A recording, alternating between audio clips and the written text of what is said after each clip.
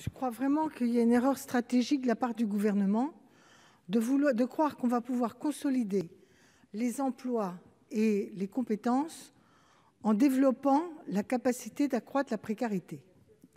Si vous ne vous rendez pas compte qu'il y a des métiers entiers où on ne trouve plus personne, parce qu'on a des CDD courts.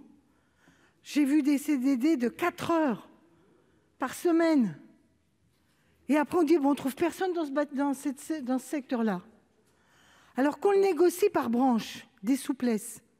Déjà, je pense que ce serait un cadre qui pourrait être encore envisagé.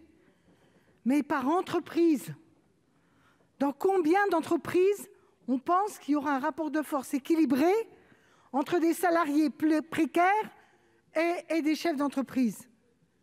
Moi, je veux bien qu'ils soient tous vertueux, les chefs d'entreprise. Il y en a. Mais ceux-là n'abusent pas des contrats courts. Ceux-là n'abusent pas de la multiplication de la précarité.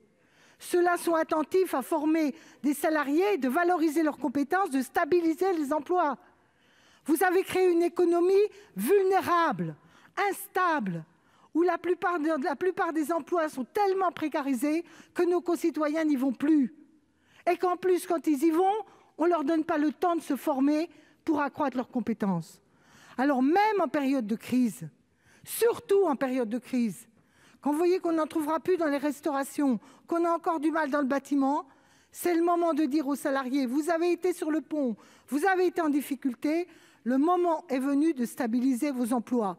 Et mettons l'argent nécessaire, si besoin, en termes de formation et d'accompagnement, du passage de la précarité à des emplois durables, plutôt que de donner des aides aux entreprises dont certaines n'en ont pas impérativement besoin, et ensuite, à peine les ont-elles touchées qu'elles oublient qu'elles ont un contrat avec la nation.